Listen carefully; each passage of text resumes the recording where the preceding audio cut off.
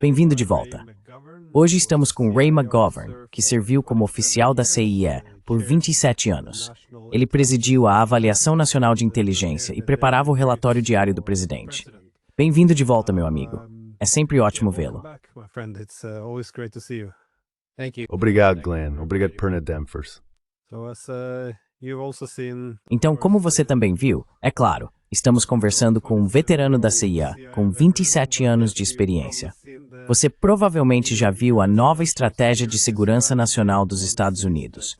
Ela mostra que os estadunidenses imaginam um novo papel para si mesmos em um mundo em transformação. O que você acha disso? E o que isso significa para nossa guerra por procuração na Ucrânia?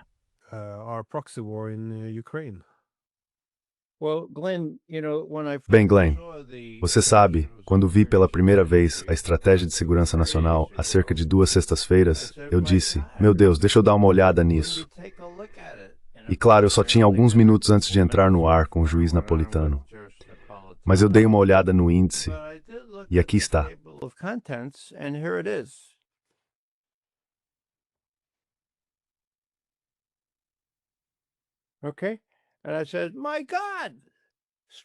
Certo, e eu disse, meu Deus, estratégia, prioridades, hemisfério ocidental, hein? Ásia, Europa, Oriente Médio, onde está a Rússia? Ah, faz parte da Europa. Ah, ok. África, por último, como de costume.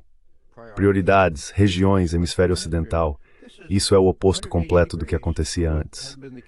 E quando as pessoas me pedem para comparar isso desde a Segunda Guerra Mundial, bem, eu era apenas um garotinho durante a Segunda Guerra, mas estava muito vivo e envolvido quando Wolfowitz, vice-secretário de defesa de Rumsfeld, depois daquela grande vitória contra as tropas de elite iraquianas em 1991, na tempestade no deserto, foi então que Wolfowitz escreveu sua doutrina estratégica.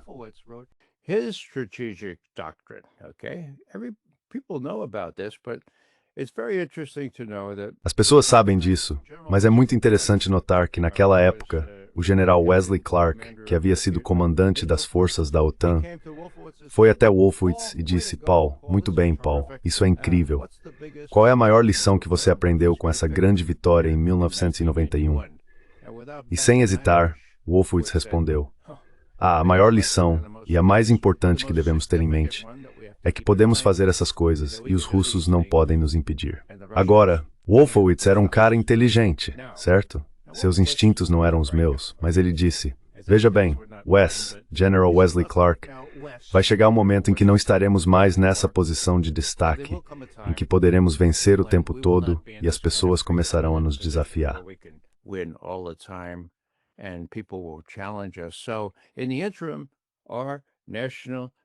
Então, nesse meio tempo, nossa doutrina estratégica nacional precisa ser a de que somos a potência hegemônica. Temos que garantir que se alguém tentar nos rivalizar de alguma forma, nós o derrubemos e mantenhamos nossa primazia. É isso que faremos por enquanto. Bem, isso foi em 1991. Os Estados Unidos invadiram o Iraque novamente. Dessa vez realmente derrubaram Saddam Hussein. A Rússia nos impediu? Não. Quando foi isso? Ah, em 2003. E o que aconteceu na Síria em 2015? Bem, os russos praticamente interromperam os Estados Unidos por um tempo, até que o cortador de cabeças assumiu como novo primeiro-ministro. Mas o grande acontecimento foi em 2022, quando os russos nos impediram. Como eles nos impediram?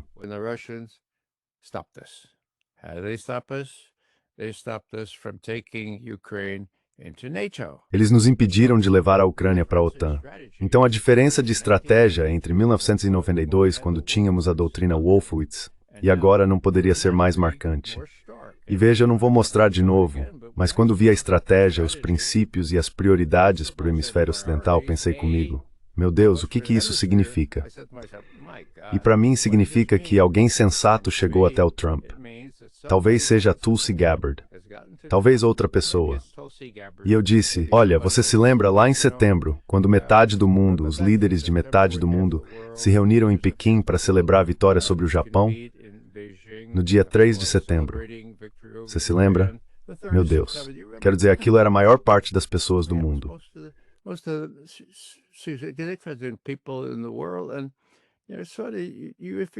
E se você se sentir um pouco isolado, bem, Isso acontece porque há uma mudança tectônica do oeste para o leste no centro do poder e a Rússia faz parte disso. Certo? Então você não apenas deve abandonar essa ideia de desafiar a China no mar, pelo amor de Deus, com uma marinha que não tem capacidade para isso, mas também deve perceber que China e Rússia estão unidas de forma inseparável. E é preciso ter isso em mente ao analisar a Ucrânia e outras questões semelhantes. Então a Rússia nos diz que seu princípio fundamental é não ter a Ucrânia na OTAN. Princípio fundamental. E qual é o nosso princípio fundamental? Nas diretrizes, ou no documento da Estratégia Nacional, está escrito que nosso princípio fundamental é acelerar a resolução da crise na Ucrânia de uma forma que impeça uma guerra que possa sair do controle na Europa.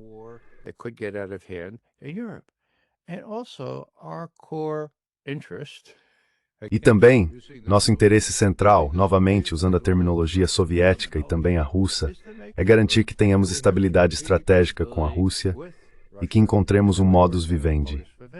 Meu Deus, onde isso aparece? Sob a Europa, meio que como um náufrago. Essa é a nova doutrina. E para as pessoas que menosprezam isso e dizem que não importa, eu digo apenas não menospreze. Quando os russos apresentam uma nova, digamos, doutrina nuclear, você enlouquece tentando analisá-la, como costumávamos dizer no Bronx. Você fica obcecado em dissecar para ver o que pode significar. Então temos que dar a esses documentos estratégicos a atenção que merecem. Eles serão seguidos? Há retórica tola ali?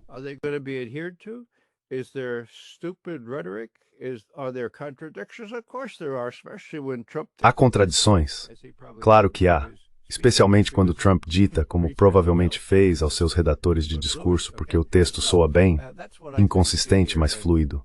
É isso que vejo aqui. E esta semana é um momento decisivo na minha visão. O que temos?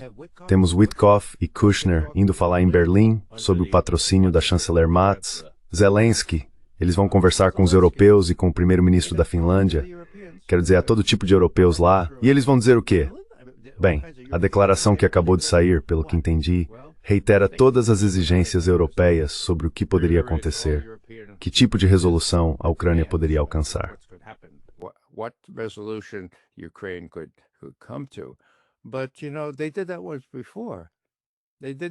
Mas veja, eles já fizeram isso uma vez antes. Fizeram isso no final de novembro, quando Rubio se reuniu com os europeus e eles apresentaram esses chamados 28 pontos de discussão.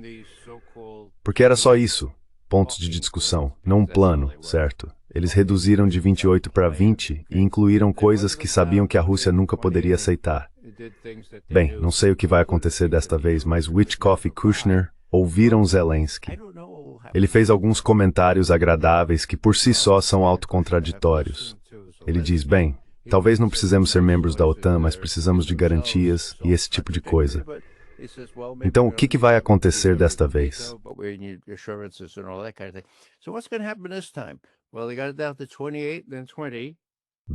Eles reduziram para 28 e depois para 20. O que aconteceu quando os europeus convenceram Rubio a reduzir para 20? Witkoff e Kushner foram para Moscou 2 dias depois e ignoraram completamente o que os europeus achavam que tinham negociado com os Estados Unidos. Em resumo, não sei o que os europeus acham que conseguiram agora. Não sei o que Zelensky acha que pode ter conseguido agora. Mas, na minha opinião, o que Zelensky e Kushner vão fazer, e não Rubio. Veja bem, não Rubio. É ir até os russos e dizer, certo, veja, conversamos com os europeus. Tivemos que fazer isso porque o pessoal do Rubio e os linha dura de verdade disseram, vocês não falaram com os ucranianos? Claro que sim. Então, conversamos com os ucranianos. Agora, vamos negociar. E o pano de fundo, é claro, é duplo.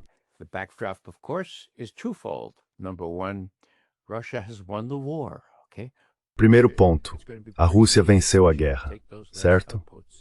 Vai ser bem fácil para a Rússia tomar aqueles últimos postos avançados em Donetsk, não é?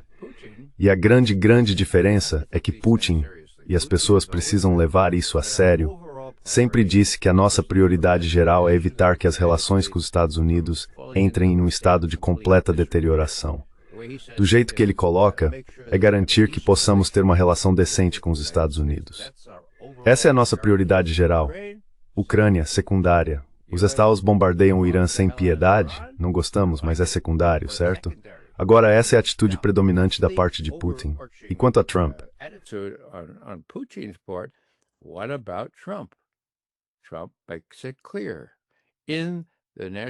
Trump deixa claro na estratégia de segurança nacional que seu principal interesse é desenvolver uma boa relação com a Rússia e deixar a questão da Ucrânia de lado. É isso que ele quer fazer. Interesses centrais. Ele até usa o termo russo. Então, quando os russos dizem sim, parte dessa estratégia de segurança nacional está alinhada com a forma como vemos o mundo, isso é real. Estou sendo ingênuo? Acho que não. Quero encerrar com isto. Se o presidente da Rússia e o presidente dos Estados Unidos compartilham um desejo predominante e superior de criar uma relação melhor, bem, do ponto de vista de Putin, ele ainda pode.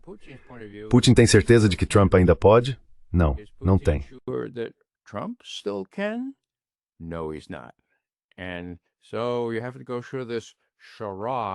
E então você precisa passar por essa encenação, como dizem os britânicos, nós dizemos charade, de ouvir os europeus e depois, se o precedente for seguido, ignorar suas exigências, resolver tudo com a Rússia e marginalizar não apenas os europeus, mas o próprio Zelensky. Acho que é isso que vai acontecer. Mas a última coisa que vou mencionar aqui, Glenn, porque está relacionada. No dia 22 de setembro deste ano, Putin fez uma apresentação muito formal, dizendo, olha, nós só temos um acordo de controle de armas estratégicas restante com os Estados Unidos. Chama-se New START. Ele impõe limites ao armamento estratégico. Expira em 5 de fevereiro de 2026. Achamos que precisamos respeitar esses mesmos limites quantitativos e estamos dispostos a fazê-lo, desde que os Estados Unidos façam o mesmo. As long as the U.S. follows suit. Now, 22nd of September. Agora, em 22 de setembro, uma ou duas semanas depois, um jornalista pergunta, Presidente Trump, o que o senhor acha daquela proposta de Putin de não ultrapassar os limites do novo START por mais um ano? E ele responde, parece uma boa ideia para mim. Desde então, os russos têm dito publicamente, e tenho certeza de que também por outros canais, parece uma boa ideia para o senhor. Bem, poderíamos ter algo um pouco mais oficial, Sr. Trump. Agora, isso não é um assunto trivial. Eles não têm nada mais oficial. Conte a semana, 5 de fevereiro, certo? Não há intenção de renegociar esse tratado. Mas é fácil, fácil como torta.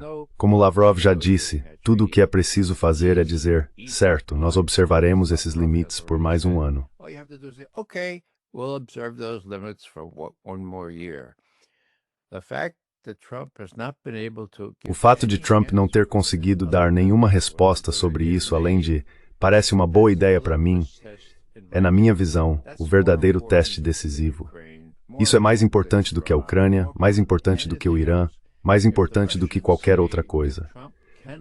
Se os russos perceberem que Trump não pode ou não quer cumprir esse gesto muito simples de fortalecimento da segurança estratégica, porque é disso que se trata, eles vão duvidar de que ele possa cumprir qualquer promessa e levarão tudo isso em consideração. Desculpe pelo longo solilóquio, mas passei a manhã toda pensando nisso e me perguntando o que vai acontecer agora que eles se reuniram em Berlim e vão se encontrar novamente para decidir se vão ou não meter a mão no bolso de Putin.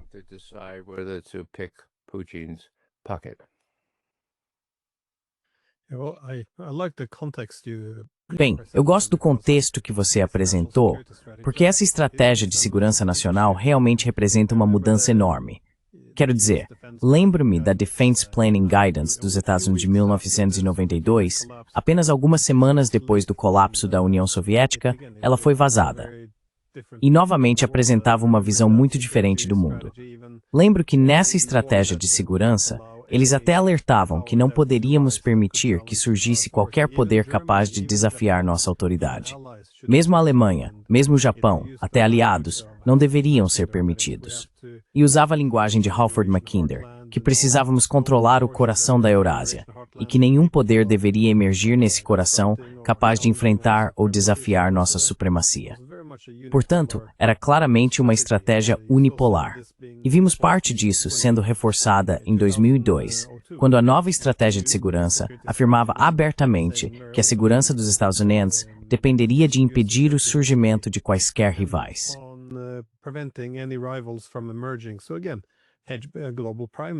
Então, novamente, primazia global. Mas o que muitas pessoas alertaram que aconteceria foi exatamente o que aconteceu. Depois de um tempo, manter um império global é caro. Primeiro, você esgota seus recursos e depois estimula o equilíbrio coletivo por parte das potências emergentes. Agora temos 38 trilhões de dólares em dívida e os BRICS equilibrando os Estados Unidos. Então, sabe, tudo se desenrolou mais ou menos como muitos previram. É por isso que eu não fiquei tão surpreso com essa estratégia de segurança. Se os Estados Unidos precisam se concentrar em algumas regiões, então é claro, o hemisfério ocidental, seu próprio quintal, e o leste asiático, onde estão a China e as principais potências econômicas, fazem sentido.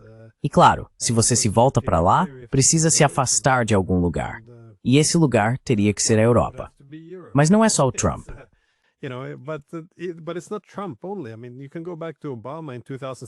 Quer dizer, você pode voltar ao Obama em 2016. Ele disse que precisávamos fazer um pivô para a Ásia. Se você faz esse pivô, essas novas tropas e esse novo dinheiro não surgem do nada. Eles têm que vir de algum lugar. E eu acho que esse lugar sempre seria a Europa. E também está relacionado ao papel da Rússia e dos Estados Unidos. Tudo isso muda, porque se você quer um mundo unipolar, você quer tirar os russos da Europa. Você quer ter um hegemon coletivo. Essa é a expansão da OTAN. Você redesenharia o continente e tornaria os europeus dependentes. Isso enfraquece a Rússia e faz sentido sob essa ótica. Mas em um mundo multipolar, tudo que a expansão da OTAN faz é empurrar a Rússia em direção à China e manter os Estados Unidos na Europa quando eles querem se afastar de lá. Então, sabe, é preciso haver algumas mudanças estratégicas, eu acho. É.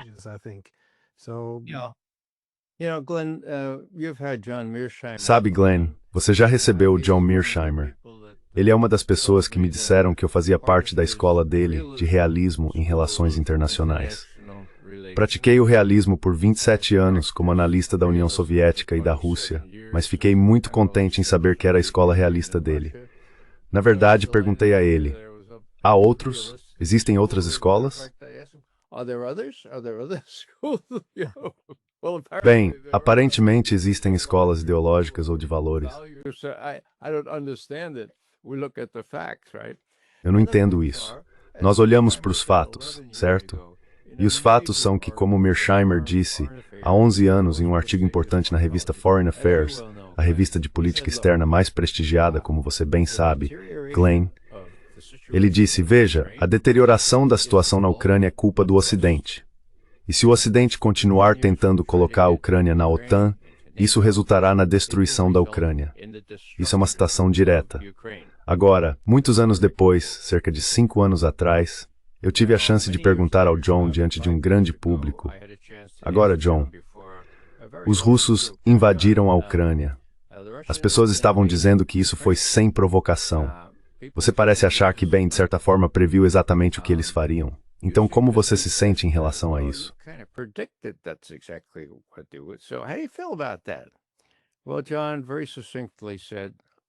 Bem, John disse de forma muito sucinta: olha, na minha opinião, é demonstrável que Putin fez tudo o que pôde para evitar ter que invadir a Ucrânia. Minsk I, Minsk II, sem mencionar o Acordo de Istambul, que foi concluído apenas 6 semanas após a invasão. Então, sem provocação? Não, acho que ele não tinha outra escolha, diz John Mearsheimer, e eu concordo. Quero dizer, não importa o que McGovern pense, mas eu olho para as evidências empíricas. Sou da escola realista de relações internacionais. E sabe, eu não tenho todos esses diplomas sofisticados, não sou professor, mas passei 27 anos, e décadas desde então, analisando o que os russos dizem, o que os europeus dizem, o que os ucranianos dizem, e apenas olhando para o maldito mapa, pelo amor de Deus. Você mencionou Obama.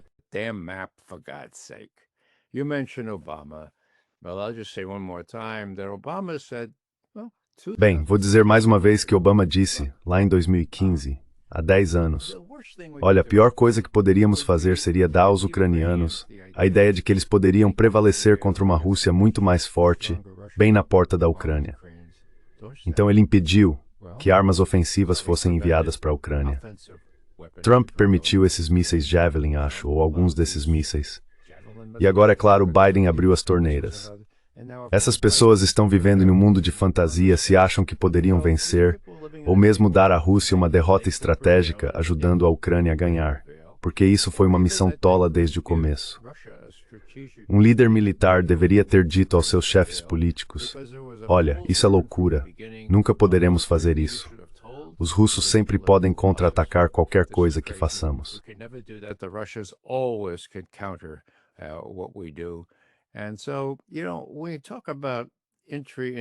E então veja, quando você fala sobre a entrada, nesta última semana tivemos muita cobertura da imprensa, certo? A imprensa tem dito, os russos dizem que isso tem a ver com a OTAN, com a expansão da OTAN. É isso que os russos dizem. Bem, quero dizer, é isso que o secretário-geral da OTAN disse. Quer falar de uma grande gafe?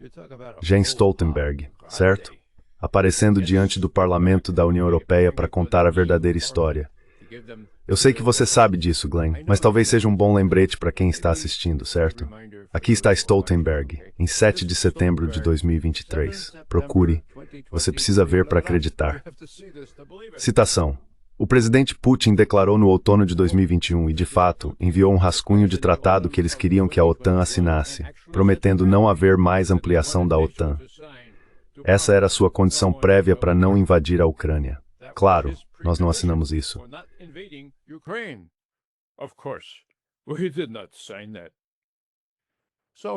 Então, ele foi à guerra para impedir que mais países da OTAN se aproximassem de suas fronteiras.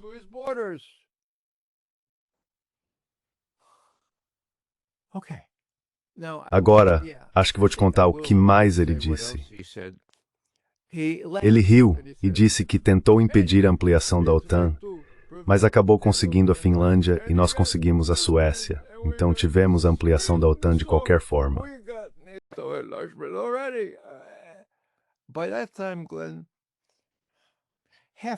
Naquela época, Glenn, 500.000 de jovens ucranianos, meninos e homens, já haviam perecido no campo de batalha.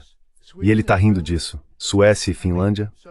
Quero dizer, em outras palavras, se ainda há alguma dúvida de que a ampliação da OTAN, que a entrada da Ucrânia na OTAN foi o casus belli aqui, junto com a negação dos acordos de Minsk e do acordo de Istambul, e o bombardeio que aumentou 10 vezes na Ucrânia pouco antes da invasão, bem, você pode dizer que foi não provocado, mas isso é porque você não está sendo totalmente honesto. Você não sabe o que realmente aconteceu, porque a mídia ocidental escondeu isso de você.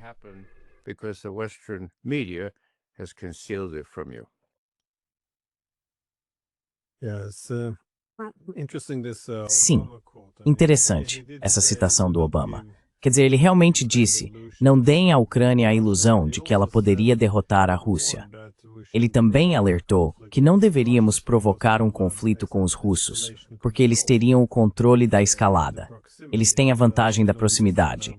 E como sabemos, nesse tipo de guerra, especialmente uma guerra de alta intensidade, a logística é tudo. Então, sabe, não seria uma boa ideia. E nisso sempre seria capaz a OTAN e os Estados Unidos pudessem oferecer.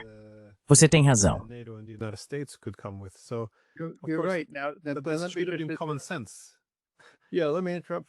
Deixe-me interromper por um segundo, porque estou pensando nisso antes que saia da minha cabeça.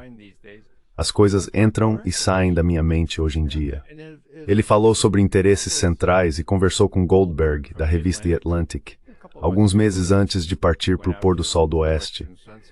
Ele disse, olha, precisamos ter muito cuidado para não estender demais nossa estratégia aqui.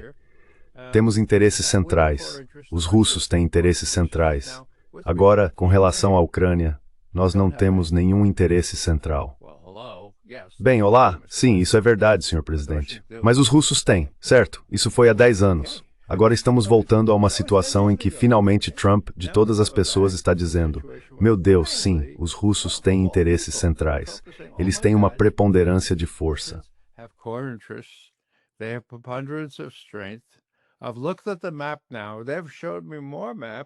Eu já olhei o mapa agora. Eles me mostraram mais mapas. E parece que os ucranianos têm alguma chance de vencer. Então vamos guardar nossos interesses centrais em... Bem, como vamos fazer isso? Não dá mais para dizer que a China não é uma ameaça ou que a Rússia não é. Ah, bem, vamos falar do hemisfério ocidental, onde ainda podemos fazer o que quisermos, certo? O hemisfério ocidental é uma ameaça estratégica? Francamente, não me faça rir.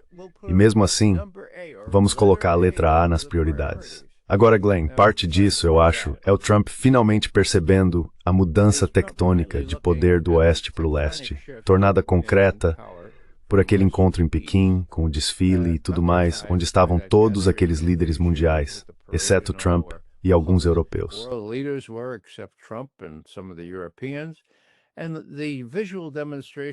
E a demonstração visual de que, veja, o BRICS e todo o resto, eles estão indo muito bem, e nós não vamos conseguir prevalecer com as velhas estratégias.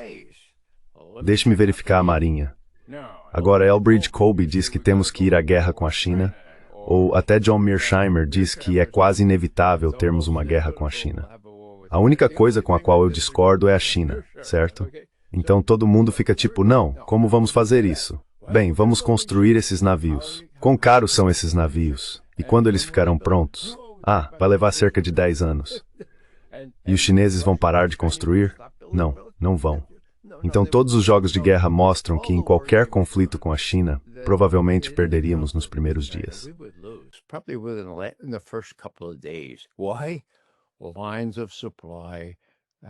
Por quê? Porque linhas de suprimento, logística, e o mesmo vale para a Ucrânia. Sabe, eu penso no general Milley ou no secretário Austin. Eles estudaram as mesmas coisas que eu estudei como oficial do exército, certo? Um líder de pelotão, um comandante de companhia, como eu fui. Então o que você faz? Bem, antes de entrar em qualquer tipo de conflito, você faz uma estimativa da situação. Parece loucura, não é? Bem, não é loucura. Você descobre onde o inimigo está, quantos são, que armas tem, como vai estar o tempo, como é o terreno e, por fim, talvez o mais importante, a logística. Agora, não o lox que você come com bagels em Nova York.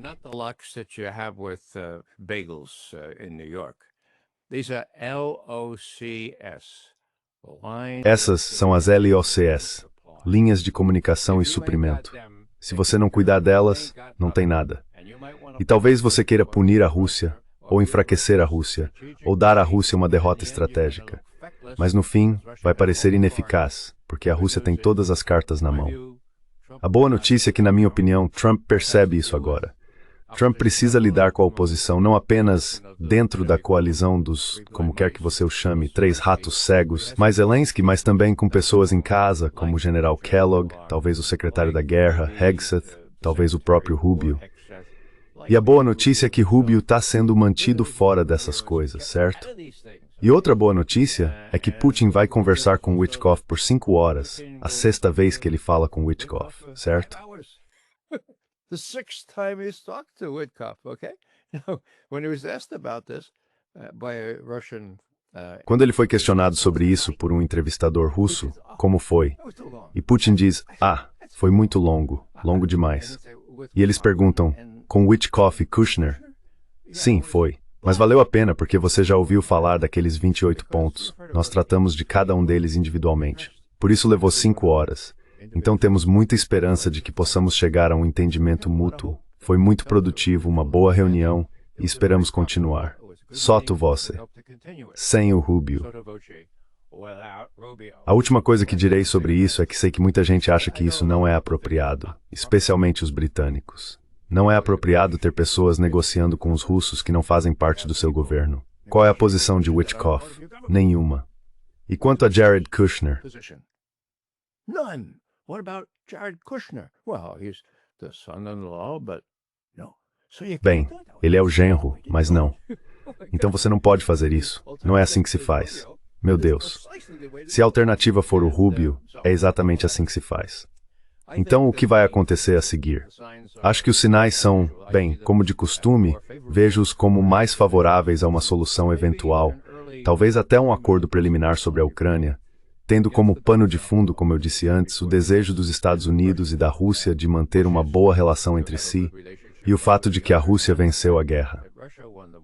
E se você ainda tinha alguma dúvida sobre o que Trump pensa sobre quem está vencendo a guerra, estou lembrando. Sabe, como analistas, costumávamos ter que ler tudo e assistir a tudo. Mas nunca tivemos que assistir ao presidente em um avião dando uma coletiva de imprensa para repórteres. a press conference to reporters.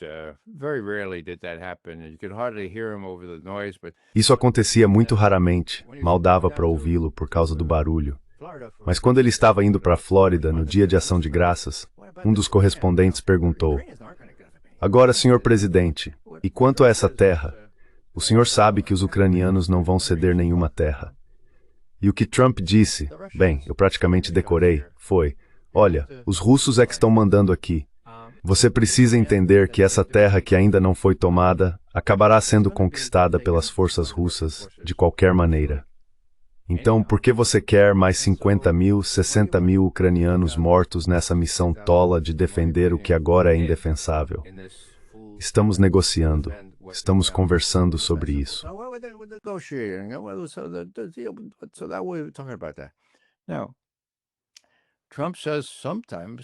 Agora, Trump às vezes diz o que realmente pensa.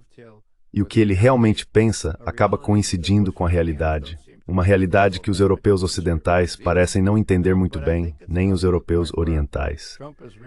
Mas acho que chegou um ponto em que Trump percebeu que foi mal orientado no passado ao achar que a Ucrânia poderia vencer. Quero dizer, Kellogg o forçou a dizer isso há apenas 2 meses, pelo amor de Deus. Então ele está lidando com a realidade. E eu vejo o copo mais do que meio cheio aqui. Ainda vai levar tempo, mas tenho esperança de que algum tipo de operação de bandeira falsa lançada pelo MI6 ou por alguma outra entidade desse tipo não acabe com o progresso que vejo sendo feito passo a passo, com Putin disposto a conversar por 5 horas, se necessário, com Witkoff e Kushner, embora não tanto com Rubio.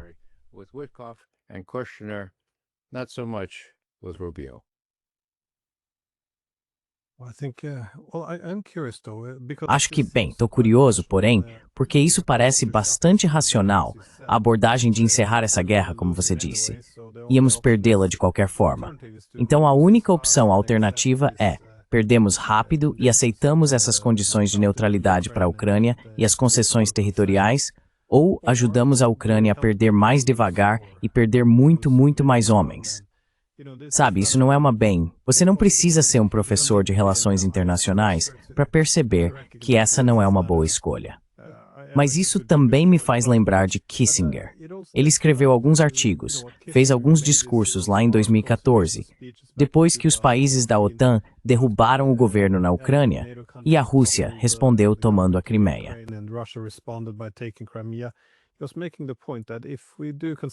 Ele estava argumentando que se considerarmos a Rússia uma grande potência, e deveríamos, então devemos analisar onde seus principais interesses estratégicos podem ser harmonizados com os nossos, para que não acabemos lutando em áreas onde isso não é necessário.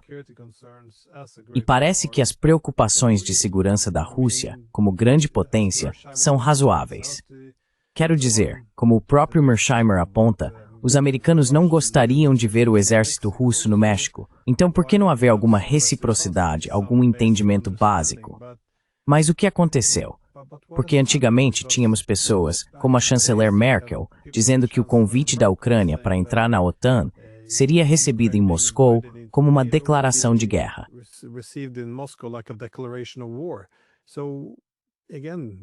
Então, novamente, isso era apenas bom senso, mas hoje em dia você não pode mais dizer isso. De fato, citando Obama, que não deveríamos dar à Ucrânia nenhuma ilusão de que ela pode lutar contra os russos, você sabe, a União Europeia talvez o sancione hoje em dia por discurso pró-Rússia, se você citar Obama sobre isso. Então, o que exatamente aconteceu? Quero dizer, eu sei que os hegemons têm uma tendência, ou pelo menos um incentivo, a adotar ideologias de hegemonia. A ideia de que seu domínio será uma força para o bem, um hegemon benigno, uma hegemonia liberal. Seremos uma força para o bem, democratizaremos o mundo, colocaremos fim à guerra. É isso que os hegemons tendem a fazer. Eles precisam de uma ideologia para legitimar seu próprio domínio mundial.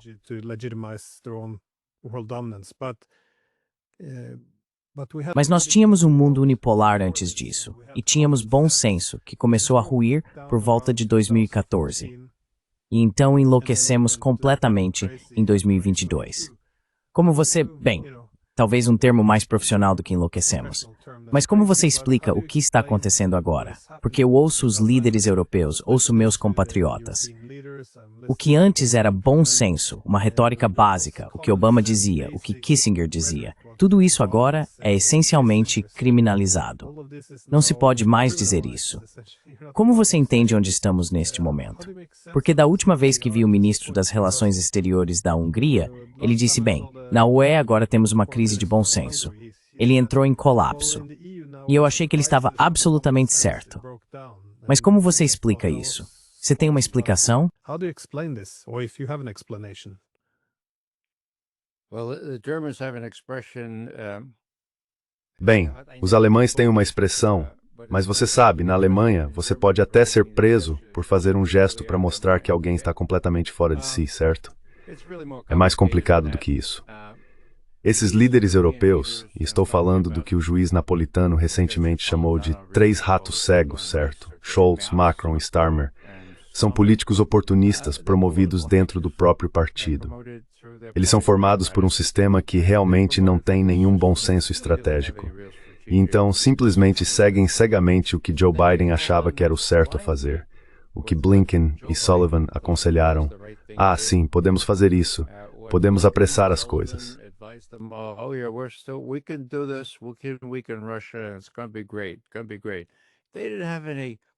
Vai ser ótimo. Vai ser ótimo. Eles não tiveram o bom senso de dizer espere um segundo. Nossos antigos colegas na Alemanha e na França disseram, da última vez que nos disseram isso, sobre atacar o Iraque, pedimos algumas provas, uma justificativa para explicar por que isso era necessário. Eles sabiam que os israelenses diziam, bem, seria realmente bom se livrar de Saddam Hussein para o benefício de Israel. Petróleo. Bem, o petróleo é fungível. Então, os alemães e os franceses ficaram de fora, certo? E o que aconteceu? Bush enviou Powell e todos os outros correndo pelo mundo para formar a coalizão dos dispostos. Essas pessoas, uma coalizão dos subornados.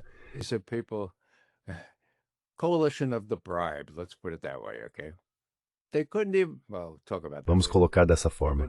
Certo, eles nem conseguiram falar sobre isso depois. Eles nem conseguiram subornar mais do que qualquer um para votar contra o reconhecimento do Estado palestino ontem na ONU.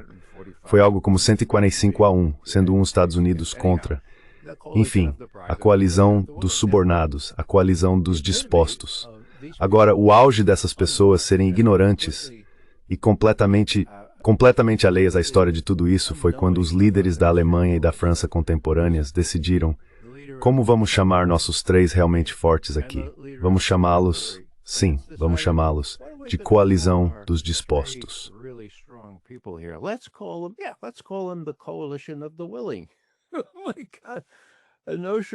Uma noção totalmente desacreditada por qualquer pessoa que conheça a história. Só nas últimas 2 décadas, pelo amor de Deus. E eu volto muito mais longe do que isso.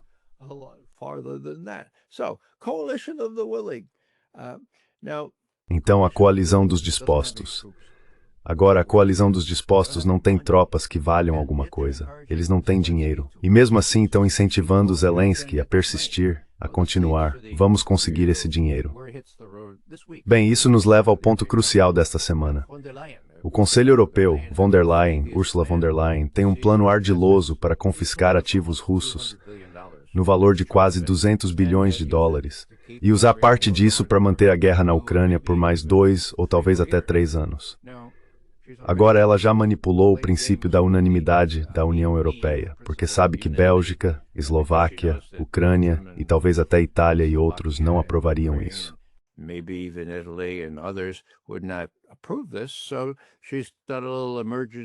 Então ela fez uma pequena declaração de emergência que, segundo ela, permite contornar todas essas regras. A situação está chegando ao limite. Vai estourar na quinta e na sexta-feira. E os europeus vão ter que decidir se querem violar as próprias leis que fundaram a União Europeia, se vão brincar de fazer de conta só para o quê? Manter a guerra na Ucrânia por mais 2 ou 3 anos. E por que fariam isso? Por que iriam querer isso? Bem, para que Macron, Starmer e Scholz tenham um pouco de margem de manobra. Assim eles não seriam tirados do cargo daqui a 1 ano, mas talvez em 1 ano e meio ou 2. É assim que eles veem a situação. Não tem nada a ver com a Ucrânia. Eles não estão nem aí para a Ucrânia ou para o que acontece lá.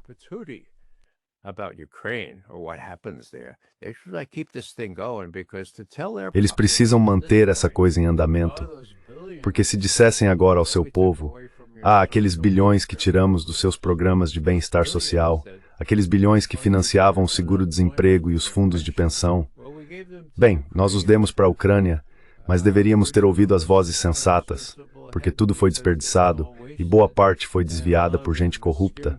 Seria um desastre. Você sabia que a Ucrânia era corrupta? Surpresa. E mesmo assim, nós demos o dinheiro a eles. Em outras palavras, eles estão muito vulneráveis politicamente. Se conseguirem escapar para a Riviera Italiana, terão sorte, porque estarão totalmente manchados, totalmente desacreditados, como bem merecem estar.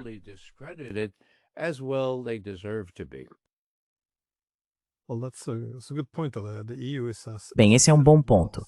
A União Europeia é um conjunto de leis que mantém esses países unidos. Mas eu não acho que eles percebam o que estão fazendo, porque estão se desfazendo, se destruindo com essas próprias leis. Eles não estão apenas violando o direito internacional ao legalizar o roubo. Eles nem conseguem obter o consentimento de seus Estados-membros. Então agora, precisam passar por cima deles e, essencialmente, quebrar suas próprias regras para forçar os Estados-membros a se tornarem responsáveis por isso. Quero dizer, é autodestrutivo em tantos níveis. Mas deixe-me fazer uma última pergunta. Como você vê essa guerra evoluindo? Você vê alguma possibilidade de esses esforços diplomáticos avançarem?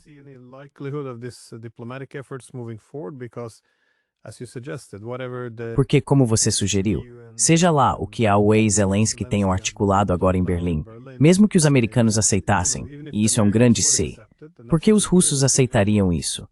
Eles já achavam que tinham um entendimento e um acordo com os Estados Unidos sobre como lidar com as causas centrais dessa guerra, que é a OTAN. E agora vamos ter essas enormes garantias de segurança. E sabe, Zelensky fazendo um discurso dizendo que, bem, mesmo quando houver paz, ainda precisamos manter a Rússia responsável, prestar contas por seus crimes de guerra. E também, se a Rússia não aceitar o acordo que elaborarmos aqui, Trump tem que ir atrás da Rússia. Quer dizer, é só isso que eles querem.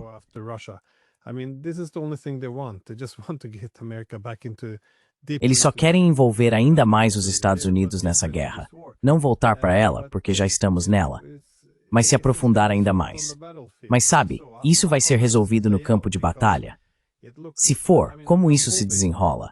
Porque parece, quero dizer, eu espero por um acordo, porque parece que uma vitória russa no campo de batalha resultaria em uma paz muito feia.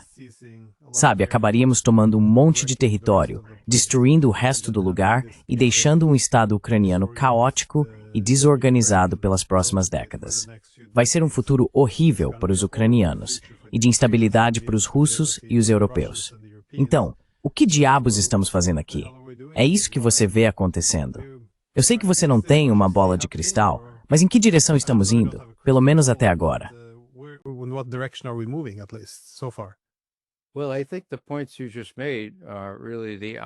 Bem, acho que os pontos que você acabou de mencionar são realmente os principais. Os russos venceram no campo de batalha.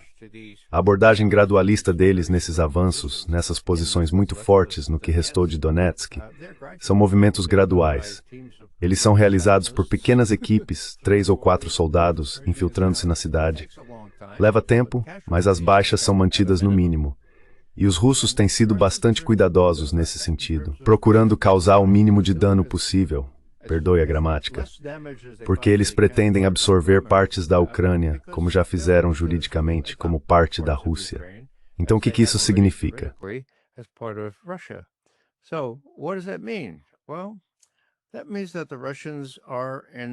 Bem, isso significa que os russos têm todas as cartas boas, que Trump agora reconhece isso e descartou pessoas como Kellogg, que lhe disse há apenas alguns meses que a Ucrânia ainda pode vencer.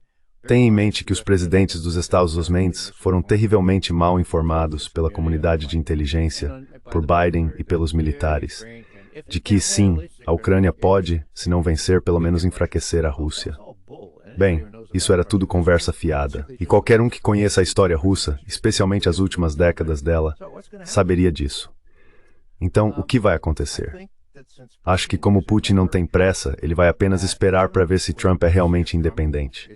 O próprio Putin disse em coletivas de imprensa formais, olha, acreditamos que Obama é sincero. Obama, we believe is sincere. We believe he really wants to end this thing, but Acreditamos que ele realmente quer acabar com isso. Mas, no parágrafo seguinte, ele enfrenta todo tipo de oposição. all this pales in significance. And I say that again. All this Ukraine stuff. E eu repito, toda essa questão da Ucrânia perde importância agora que a Rússia venceu a guerra, considerando o pano de fundo das relações entre os Estados Unidos e a Rússia. O verdadeiro teste decisivo é saber se Trump pode ou vai vencer. Eles mantiveram esse congelamento de 1 ano sobre armamentos estratégicos, os limites que estavam ou ainda estão no novo START, que expira em 5 de fevereiro. O motivo de eu mencionar isso é que ninguém fala sobre o assunto. Ryabkov, o vice-ministro das Relações Exteriores, deu uma grande entrevista sobre isso há apenas uma semana e ninguém sequer percebeu. Ryabkov não está otimista. Ele aponta todos os problemas de Trump e soa quase resignado, como se talvez nunca recebessem uma resposta dele. Por outro lado, outros líderes russos, um deles há cerca de 4 semanas, sugeriram que ainda estão esperando algum tipo de reação de Trump.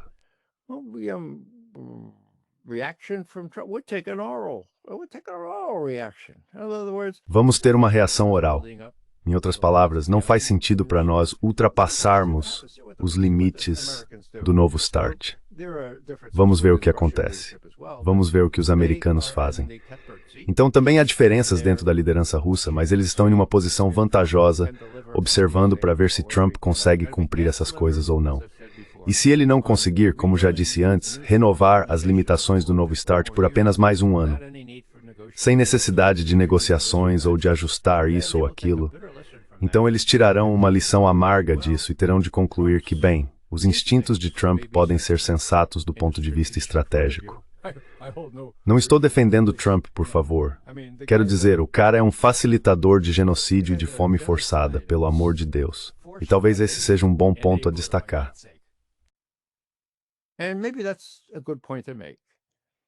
Can he possibly, in the minds of Americans or anybody... Será que ele pode, na cabeça dos americanos ou de qualquer outra pessoa, fazer algo bom? Bem, eu normalmente não cito John Mearsheimer quando não sei o que ele diria, mas acho que ele diria, se é bom, por que não? Eu diria, por que não distinguir entre esse cúmplice de genocídio e um cara que quer, por qualquer motivo, talvez ele só queira um prêmio Nobel da Paz por resolver a questão da Ucrânia. Então, por que não dar o prêmio a ele, pelo amor de Deus? Mas resolver a coisa, essa é a minha atitude, certo? É preciso entender o que faz Trump funcionar. Putin é um mestre nisso, bajulação de todos os tipos. Ah, sim, você devia ter ganho o troféu, devia ter conseguido o pacto duplo de paz, e que negócio incrível você fez lá em Israel. Quero dizer, é assim que se trata um narcisista delirante, certo? Agora, só para concluir, Putin tem uma compreensão precisa das forças que atuam em Washington.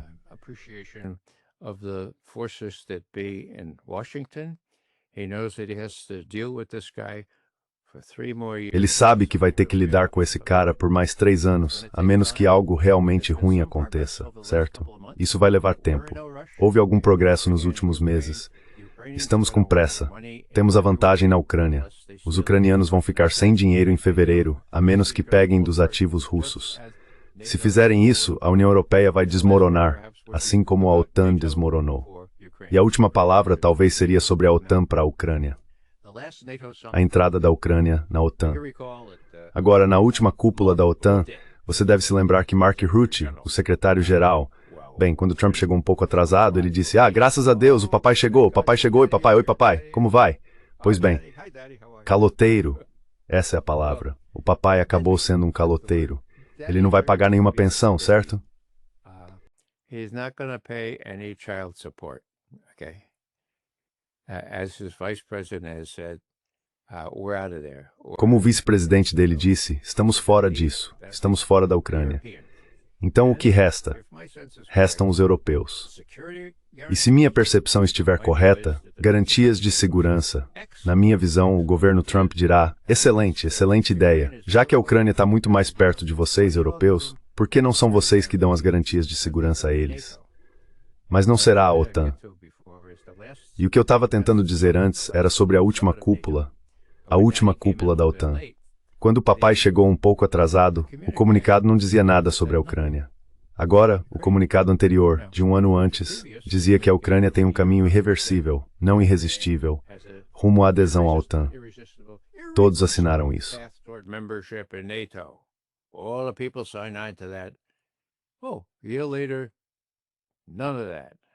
Bem, um ano depois, nada disso, certo? Minha previsão, e podem anotar o que eu digo, é que a próxima cúpula da OTAN em Tirana não vai acontecer, porque até lá a OTAN terá se desfeito. Agora, se eu achasse que a Rússia fosse uma ameaça, eu estaria preocupado com isso. Mas você precisa me mostrar. Você precisa me mostrar por quê. Biden disse em seu último discurso de posse, vocês acham que a Rússia, alguém nesta sala acha que a Rússia pararia na Ucrânia? Gostaria que levantassem a mão. Isso é loucura. A Rússia parou logo dentro da Ucrânia, na verdade, com os acordos de Istambul em abril de 2022. Eles pararam quando vieram os acordos de Minsk antes disso. Sabe, a Rússia já parou, certo?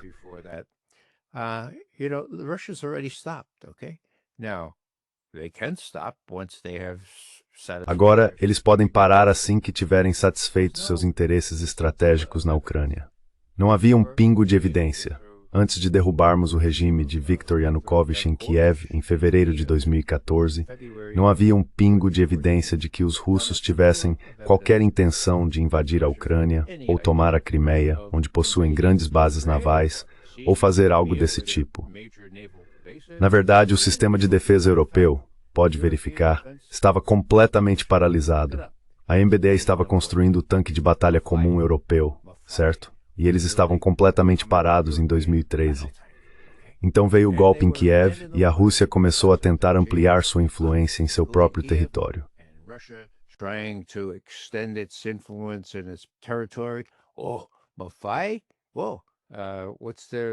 Ah, Maffei? Uau, o que é isso? A Rheinmetall viu a Maffei. Vocês têm os direitos do tanque de batalha comum europeu? Sim, bem, nós vamos assumir. Não, vocês não vão.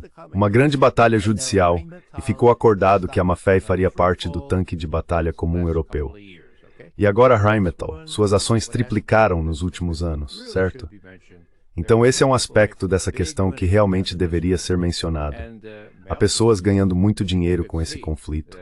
E Maltz, dá para ver que as pessoas com quem ele cresceu estão realmente lucrando muito com essa luta.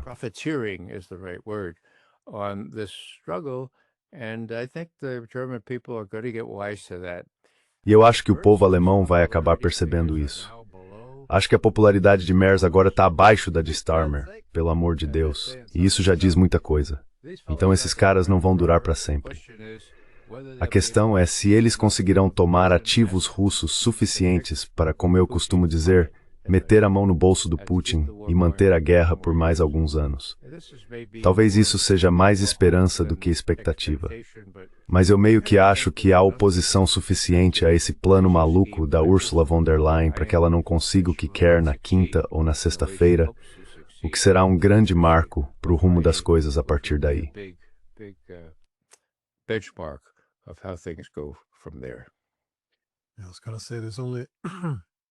Eu ia dizer que faltam apenas mais 2 dias antes de descobrirmos exatamente em que direção a União Europeia vai seguir. Isso é tão dramático. Quero dizer, eles já congelaram os ativos russos de forma mais ou menos permanente agora, ao eliminar a necessidade de uma nova votação a cada 6 meses. Em vez disso, é preciso uma votação unânime para liberá-los, o que parece provável que nunca aconteça. Mas não, se eles forem até o fim e tomarem os ativos, sim, na quinta ou sexta-feira, não acho que isso será o fim da história para a União Europeia. Quero dizer, eles já ultrapassaram o limite com o que fizeram agora, mas acho que ficaram presos nessa mentalidade de que se é ruim para a Rússia, então é bom para nós. E se você se opõe, então é pró-Rússia, porque os russos não querem isso. Tudo gira em torno dessa mentalidade. De que lado você está? E acho que eles não percebem que estão se destruindo com isso. They don't care. Eles não se importam. Eles se importam apenas consigo mesmos. Querem continuar no poder e não querem ser chamados de perdedores por Trump ou por qualquer outra pessoa. Mas é isso que eles são. Então estão apenas tentando adiar o dia em que serão responsabilizados. Essa é a minha opinião, pelo que vale. That's my take for what it's worth. Well, thank you for taking the time and Bem, obrigado por dedicar seu tempo. E sim, eu gostaria que houvesse mais desenvolvimentos positivos acontecendo. Mas parece que estamos caminhando para Bem, o Ocidente está caminhando para um grande divórcio, não apenas entre os Estados Unidos e a Europa, mas também dentro da própria Europa. Vejo muita fragmentação nos próximos anos. Então, sim, parabéns. Muitas más notícias, mas talvez algo bom surja disso. Então, obrigado. maybe something good will come out of this. So thank you. As I say, Como eu sempre digo para minha esposa, não é culpa minha. it's not my fault. Thanks. Obrigado, Glenn. É um prazer, Glenn.